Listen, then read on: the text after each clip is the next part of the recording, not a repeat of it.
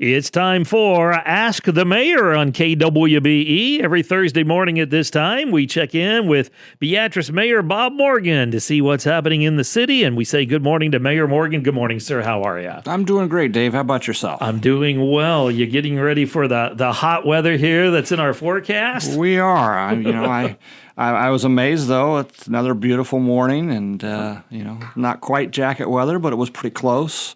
We probably won't see that come Friday or Saturday. It looks like we're going to get that August weather that's pretty typical for Nebraska, right? I think. I think, if I remember right, for the last couple of years, they just get a little bit of a spell where it's really, really nice, and then the kids go back to school and have to sit in a hot classroom. It's time to crank it up. I think that's just kind of the way irony works. Yeah, school is back in session here in Beatrice. Classes started first full day yesterday, and so we want to urge everybody to be careful as they're driving around this week and for the next several months. Absolutely. I think you're not used to it because you kind of get in this flow on, during the summer, and you don't see, like the middle school has the right directions and some places where you don't enter. And I think I walked out of a meeting on the first or second day that they had school, and I saw a lot of kids around. I hadn't seen that for a while. It didn't dawn on me until I got to my truck and said, "Oh yeah, hey, wait a minute." Yeah, it's school time. It's school time. It is school time. Well, we welcome all the teachers and all the students back and hope they have a good school year. Absolutely. I'm sure they will. I'm sure they will. Well, I mentioned the weather here at the start of the program about being hot and everything. Let's talk a little bit about getting a little update on some street work. Weather plays a factor in some of this weather in this work, doesn't it? I know that they wanted to get 19th Street open by now, but they're still working diligently to get that done. The weather is just one of those things. When it rains, it really causes a lot of headaches. I know you kind of talked a little bit about, the work on 6th Street where they're putting the pipe under the ground or under the river instead of on the bridge. It's pretty hard to get that boring going because of the water and the depth that keeps filling your hole up. So that postponed that project a little bit. My understanding, I believe Lincoln Street's open, but again, we're still trying to get some sidewalks done. It's really affecting the work that we're doing at Corral Crossing as far as getting the work done there because they're now doing a lot of grading and those type of things. Which slows us down to getting over to Heritage Heights to go work on that. So it has been quite, we live in Nebraska. We will never complain about rain. We'll take it when we can get it, and it has been dry. It just is slowing us down.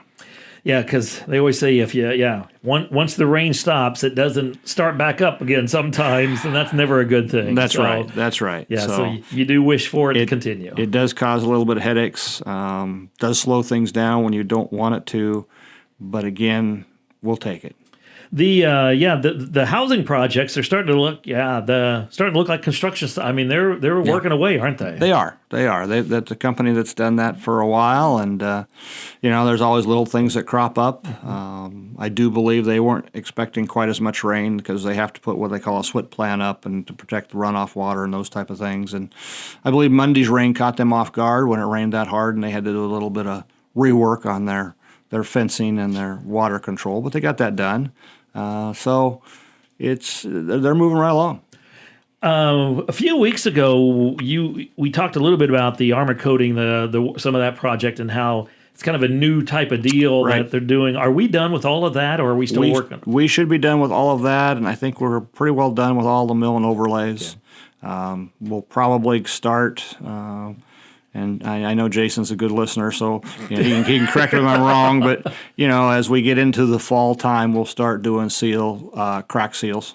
That happen all over. Those are nice, though. What they did with the streets.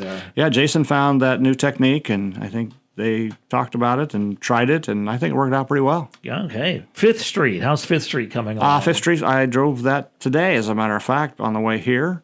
It looks like they're repouring the south end of that. It's moving right along, and down on 4th Street, they've started their construction project down there. So those two projects are really moving quite along.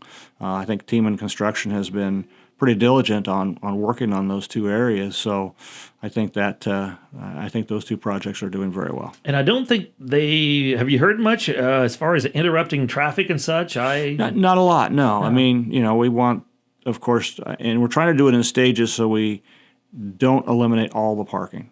I do know that South Hasp now, I think the parking must be poured or ready. I see they still got it coned off because, the one thing that we always think is when you get the concrete done another day, it'll be open, but it does have to cure. And then once it cures, we'll stripe and get that done, and we'll start on the next half. Okay. All right. Well, we hope the weather cooperates over the next couple of months so we can get these projects moving along. And absolutely. They will. They will. We'll stay at it and we'll get it done, and, everything will be buttoned up, and the next thing you know, we'll be trying to get snow off the pavement. Oh, please! I know I'm not a fan of the hot weather, but I'm also not a fan of snow. So. I know, that's just it. I don't know where that happy medium is. I can tell you that I've never really minded cold weather too much, and now it's starting to get a little bother me. But I tell you, those 100-degree days is starting to make me believe that maybe those 5-degre days are pretty good. It must be an age thing. As we get older, maybe? I don't know. I know. I think it is. Maybe so. Want to bring up at the last city council meeting, you got a nice little recognition and honor of being a certified economic development community. What does that really mean, and what does that mean for Beatrice? Well, first of all, it means that we are friendly for business and industry to come to economic development. Most of the legwork on all of that came through Engage, our arm that the city has. Not the cities; it's an independent organization. The city, the county, and private memberships help pay for the workings of Engage. Engage goes out and seeks and basically has a number of functions that they do. Their primary function, though, is recruitment for new business and industry and retention of the business that we have. Both of those are important pieces. We want to try to always continue to remember the people that we have here already need to be recognized for all the good things that they do for the city of Beatrice. We would like to see them here long term. And then also it always is out there looking for a new industry. And, I think the hardest part about understanding economic development is, I guess, it's the long game. You're going to have to put in a lot of projects, applications for projects. It takes a long time to really, first of all, find that industry that wants to come here, and then you've got the hurdles that they have in order to make it work. And so, you don't get a home run hit every month or every year. It takes some time. But with this, with this recognition, this award, it puts Engage, and rightfully so, in the right place to continue to really have what I would say maybe a leg up on other communities that don't have this award as we continue to recruit new business. What are some of the things that are people attracted to our community? I mean, when you're talking to prospective industries, what are things that they say, oh, I like that, or yes, that's a plus for us? What are some of those things that we can be proud of? Well, I think one of the things is,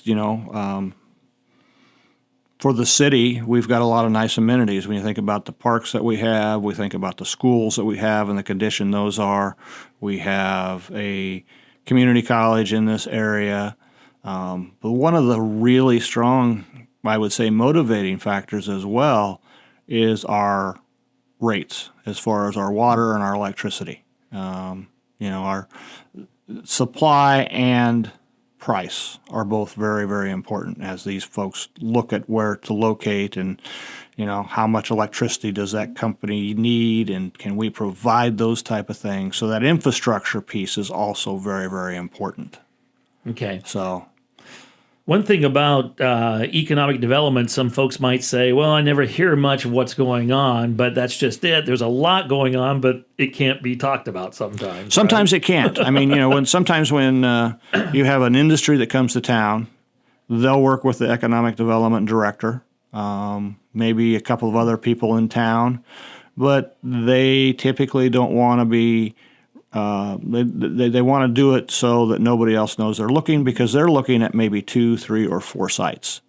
And so they do it incognito, I guess is the best way to put that. And I think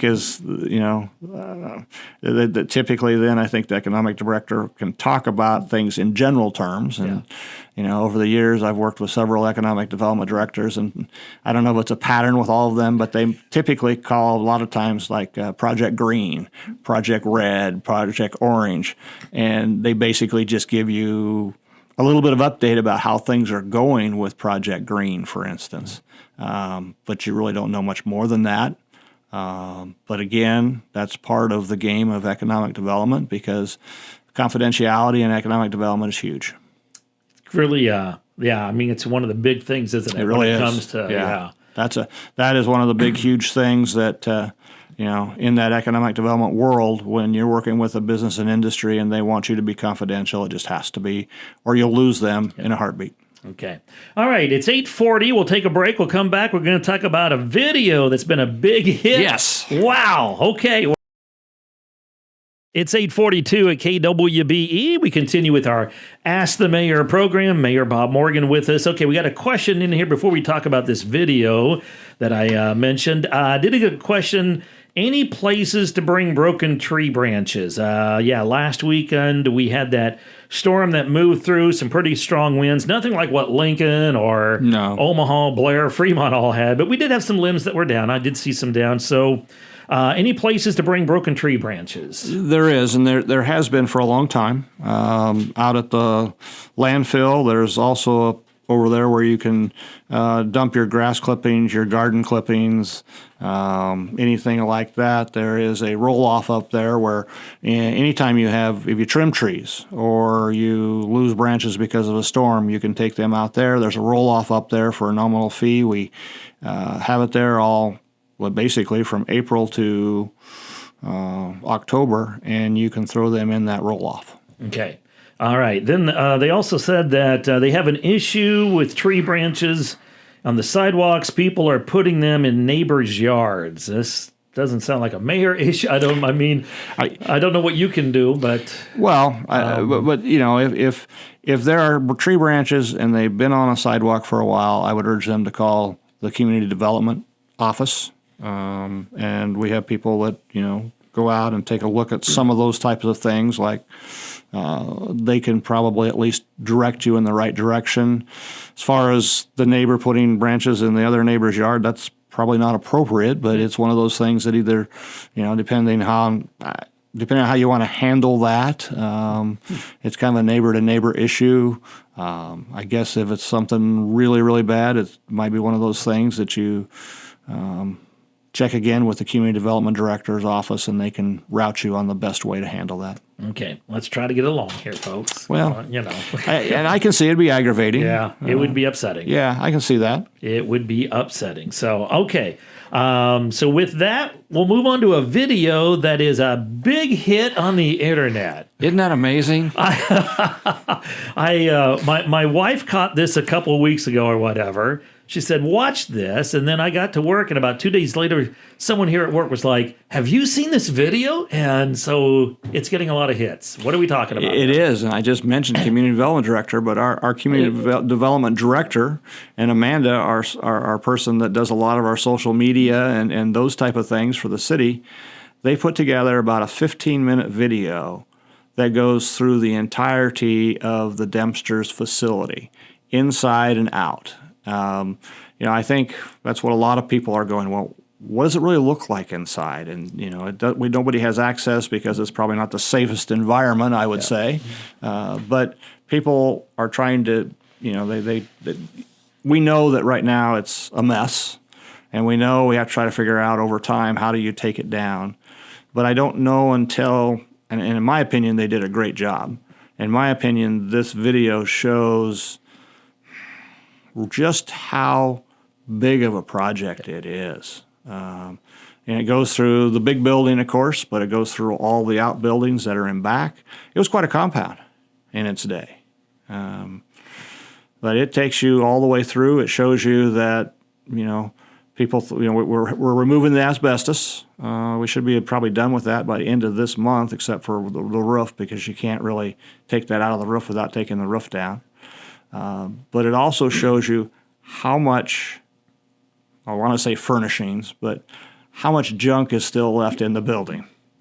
And all of that junk has to be removed before we can start even the demolition part of that. Because in the world of garbage and trash and demolition, there are things that can go to the construction and demolition site out at the dump, and there's things that have to go to the landfill. Typically, if you tear down a building and you have all the furnishings in it, it all has to go to the landfill, and that's at a higher cost to the city than if it goes to the construction and demolition. Because you have to remember, Boswell is an organization made up of the city and the county. So even though you think you own that business, when we take something as the city to the landfill, we also pay to get it out there to the landfill. And so by cleaning that building out, we save significant dollars because the furnishings will go eventually to the landfill and the bricks and mortar will go to the construction demolition site, which is probably a little bit more than what people wanted to know, but that's kind of how it works. And so that gives you an idea of how big that project is going to be when we finally get to the demolition piece. Well, I know the comments I've kind of heard as I visit with some folks who have seen this video. Yeah, you talk about everything that's still in the building. One of the questions I heard, I mean, is there history in there? Is there things there that should be saved, I guess, for like the museum or saved just for a piece of history of Beatrice? If I'm not mistaken, most of those items are out. I don't know how to, there's times I just don't know how to be politically correct. I think the last owner didn't do us any favors. That building was an absolute disaster. Matter of fact, there was, when I went through it, there was probably an inch worth of paper all over the floor. I mean, it's just, when they left, they left. Boom. And that's what it looks like. When you see the video, it does. It looks like someone just walked out, closed the door, and never came back. That's right. It definitely put us in a bad spot. There's just no question that when that organization left, it really was the end of that building. When you watch the video and you see, he goes from room to room, like you said, to picture it active, that was quite the operation, wasn't it? It really was. I mean, that's why I say it was a great compound between, the south side, and then you've got a basement that had the cafeteria. You have, the north side, and then you have all the ancillary buildings in the back that played a role.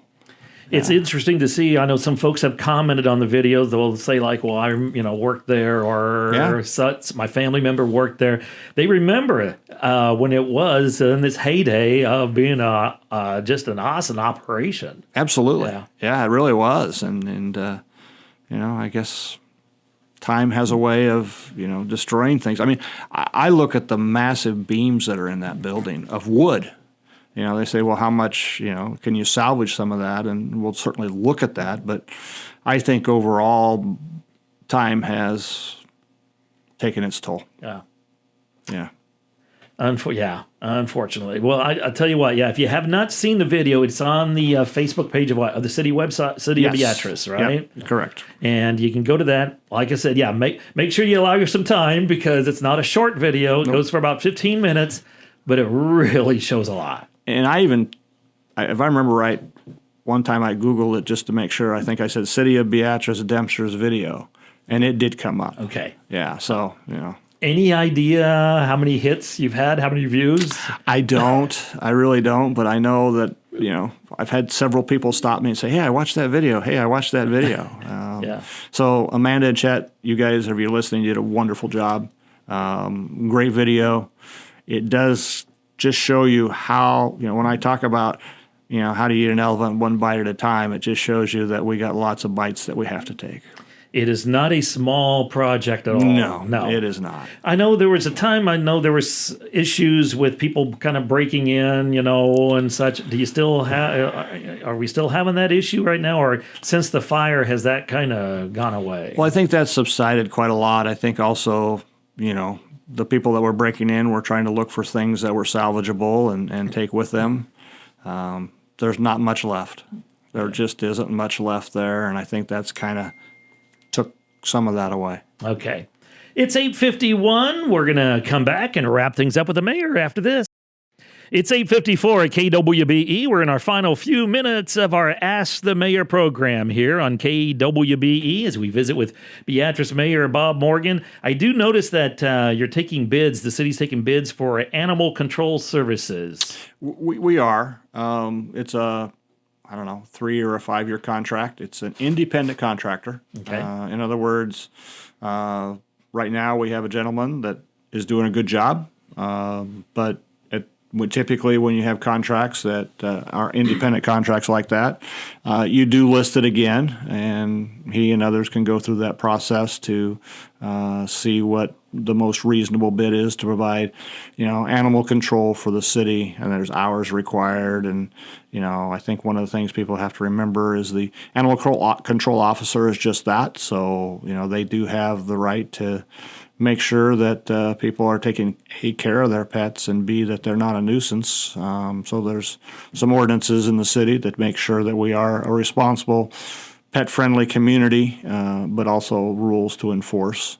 And so, we're looking to renew that contract. And as we renew contracts, a lot of times we will list that to see what bids we will get. And again, I will say that it's not a job with this. It's really not a job with the city. It's an independent contract with the city. And so, when you think you're hired for a job, there's benefits that come with it. This is what are you willing to take to do this job, and that offer is the offer. Gotcha. Okay, and they can learn more all about the position by going to the website. Then. Absolutely. Speaking of animals, the Beatrice Humane Society celebrating their 25 years this weekend with an open house. Boy, they've had a great thing in this community, haven't they? They really have. If you think about where they started, and they were cut down by the school, and where they are today, a lot of good progress has been made. Yep, that's a great organization. Happy 25th to them. Absolutely. As we wrap things up, I know you're in budget discussion right now. The City Council looking at all those dollars and cents, looking at those numbers. How's that process going? Well, we're now, I think, to the point where we need to take a look at valuations. Everybody got that tax statement that said, your taxes went up X percent, and like everybody else, I got mine that said I think it went up 9% or something along those lines. So we don't know what the valuation number is. We know what our expenses are. We're not sure what the valuation is. That'll come in August 20th, roughly. So it's hard to get your budget completely done. We have to have it done by September 30. But it's hard to get that budget done until you know where all your funds are coming from to pay for those expenses that you're estimating. So we're closing in. Okay. Any big projects on the horizon for the new budget year that you got to kind of pay attention to? Haven't really seen the total list yet. I'll see that shortly, probably, after valuations come in. We'll see what the wish list is. There'll be, of course, money set aside for Dempsters, but I'm sure it won't be enough money to tear the thing down. Yeah. That'll be, of course, always be one of the projects that's going to be out there. But I really haven't seen, and when we talk about projects, it's twofold. It's not only what we're going to get done, but projects or capital is also the equipment that you have to buy. Mm-hmm. And I know as equipment continues to come up, there's a lot of those items on that list too, because those are operational as you think about it, but they are capital because of the cost. Okay. You said by end of September we got to have this done. Right. I imagine the first look for the city council and everybody will be close to the September 1st meeting, and then we'll we'll pass the budget on the next second meeting in September. Okay. So we're marching right down the deadline. Okay. All right. As we wrap it up, I'll just mention as I come to work in the dark in the morning. It's really dark. Yeah. I drove by going down Court Street. Some of the lights were on in the Kensington, so I could see through the windows. Boy, they were really doing some work there. They are. Have you heard much from the company that's been working on it? I haven't directly. Every once in a while we get an update. I guess the first floor is making some pretty good progress. I also know that not only is Kensington making progress, Stoddard is making progress. Okay. If you drive by Stoddard, you can see it was hard for most people to imagine how you take that building and make it into 55 plus apartments, but you're starting to see as they cut the concrete where doors are going to go, because all have exterior entries. Mm-hmm. And, Stoddard, I was amazed at how that's looking. And I will tell you that there's been a lot of construction going on, a lot of people going in and out of the Kensington, so it's rolling right along. Yeah, I hit the brakes. I'm like, wow, look inside there, because the lights were on, and I'm like, boy, that looked really, they are really, that's pretty well torn up in there. It's a massive project. Yes. Hoppy Construction or corporation, we're very happy that they chose to take that project on. We're happy that they chose to take on Stoddard. We've got a nice relationship with that company, and we're very blessed to have them helping basically enhance the city. Absolutely, because the alternative is those buildings sit empty, and that's never a good thing. That's not a good thing. Well, Mayor, thanks for being with us this morning. We will visit with you again down the road, but thanks for being with us. Have a good day. All right. Thank you. All right. This has been Ask the Mayor on KWBE Beatrice.